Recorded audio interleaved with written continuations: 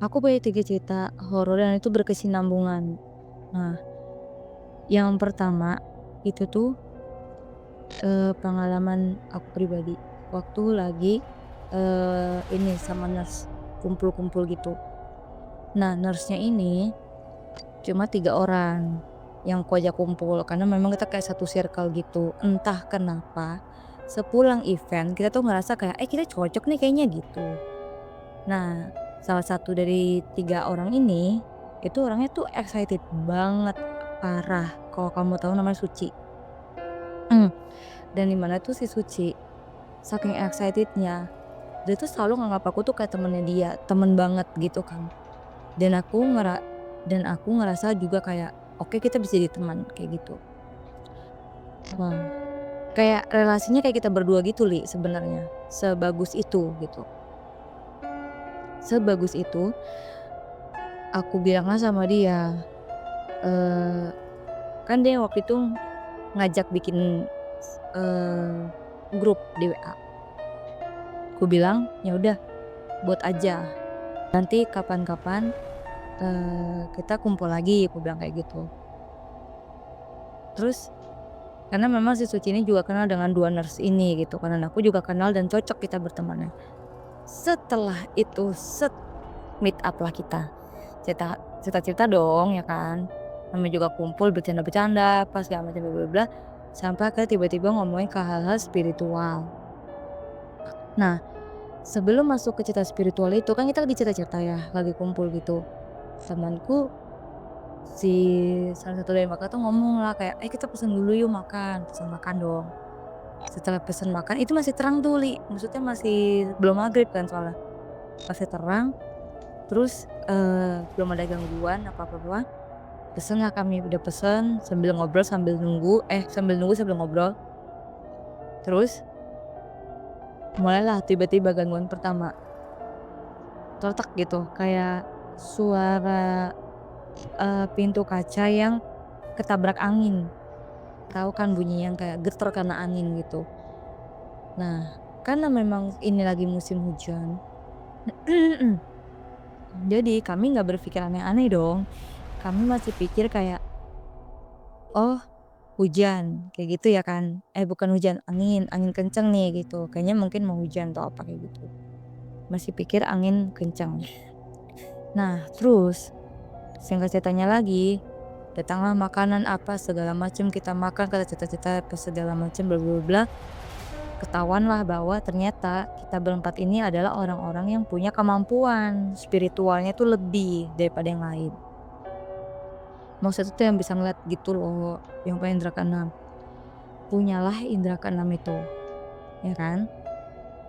Mmm, tapi kan aku tuh yang paling rendah karena aku nggak mau pelajarin gitu, nggak mau pelajarin, nggak mau apa, pokoknya ya udah tutup-tutup aja gitu. Akhirnya, kayaknya karena ketambangan itu, aku tuh lama-lama udah kayak cuek gitu kan, cuek dan nggak bisa ngelihat. Tapi ternyata 3 temanku ini, yang nurse ini, itu tuh pada tiga-tiga itu bisa lihat. Sesudah itu, mulailah cerita-cerita kan, kayak apa yang pernah mereka alamin, apa segala macem bla bla bla bla gitu. Random gitu, bener-bener random talking gitu. Ada cerita-cerita horornya, ada cerita lucunya juga, ada curhatnya, ada apa, kayak gitu-gitu. Pas tiba cerita horor ini, kan yang paling banyak cerita horor itu Rosita karena dia ngalamin sendiri kan. Si Rosita ini mulailah cerita yang salah satunya itu terjadi di rumah sakit, di tempat kita. Terus selain itu, dia juga, ada di tempat lain kayak gitulah. Nah, pas lagi cerita-cerita kayak gitu, mulailah lagi gangguan berikutnya, gitu kan. Bunyi yang sama kayak yang pertama tadi itu, yang pintu kaca kena angin. Aku langsung refleks bilang dong, karena kita bertiga kayak kita berempat kan kayak panik, langsung lihat ke arah pintu kaca kan. Nah, terus akhirnya aku entah kenapa bilang sama mereka kalau, nggak apa-apa, itu cuma angin," aku bilang kayak gitu. Nah, long story short, tiba-tiba pintu tuh kebuka, kita kaget semua kan, oh ternyata pegawainya, pegawai kafe. Terus dia ngasih tahu gitulah kalau kita udah mau tutup bla bla bla kayak gitu, biasa kan. Ya udah akhirnya kami pulang dong, kami bubar pulang. Nah aku kan naik Gojek, yang lain tuh ada juga yang pada naik Gojek Kak, ada yang mau motor sendiri kayak gitu-gitu kan. Nah, karena aku juga paling jauh terus kayak gitu-gitu aku di jalan dapet chat dari si Hana. Jadi kan nurse kita 3 ya, Hana, Suci, sama Rosita nih. Nah sekarang yang hubungin aku Hana. Awalnya tuh kontak pribadi, dia bilang, "Lu hati-hati ya Beb pulangnya," kayak gitu, "nanti udah nyampe rumah langsung bersih-bersih ya," gitu. "Lu minta siapa deh gitu nemenin lu," gitu kan, "nanti malam," kayak gitu-gitu. Terus aku kayak yang bilang, "Duh sama siapa ya, entar malam gue sendiri lagi," kayak gitu. Karena memang ortu gue mudik, bukan ortu gue mudik, untung ada kakak gue, suaminya, ya keluarga kecilnya dia dan segala macam. Nah pokoknya intinya rumah tuh gue nggak sendiri gitu kan. Untung tuh gue nggak jadi standby di rumah sendirian tuh. Kalau iya, buset jam 11 malam baru nyampe rumah, sendirian abis cerita horor kan kayaknya creepy juga ya. Nah, udah kayak gitu, dapet chat kayak gitu lagi, kan gue jadi kayak waspada ya, kenapa nih gitu.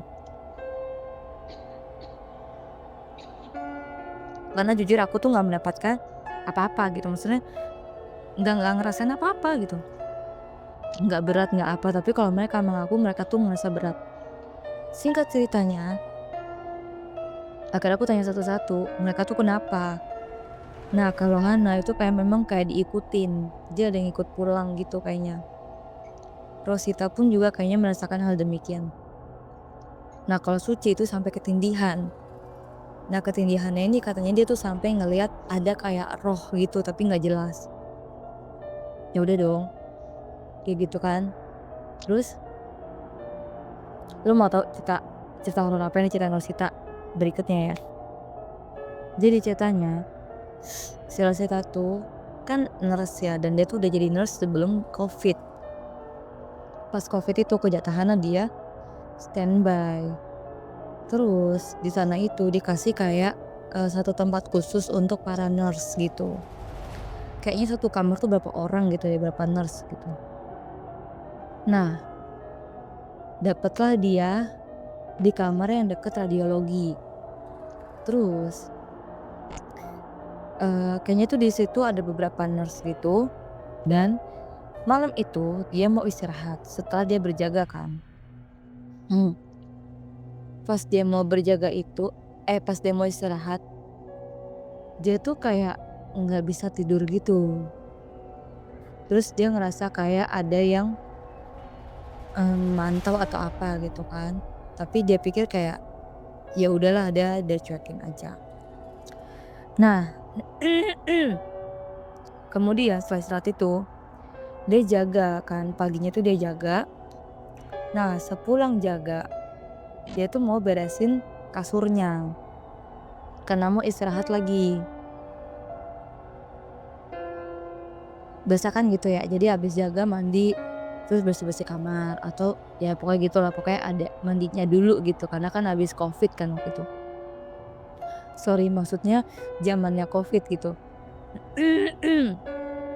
Terus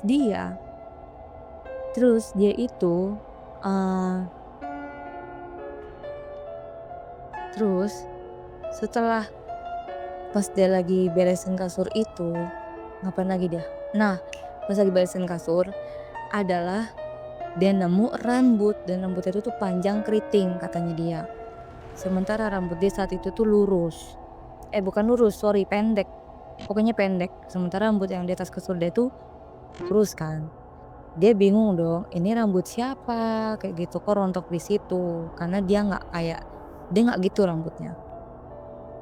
Oke, malamnya pas dia istirahat, nah tiba-tiba tuh dia ngelihat ke salah satu sudut kamarnya, dia kaget. Ada yang nempok di dinding, di atap-atapnya, di langit-langitnya. Nempok tuh di dinding. Menatap dia, matanya tuh merah katanya, matanya tuh merah, melotot. Nah, yang lebih bikin dia kaget lagi adalah rambutnya itu panjang dan keriting.